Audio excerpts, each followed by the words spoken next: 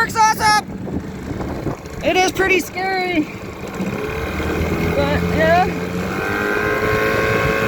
She fucking hauls pretty good. It's not even full throttle. I don't even want to crack it at full throttle. What I need to do is I need to drill a hole in my front double hull and actually fill it with water, or get another volunteer on the front there to help plane it out.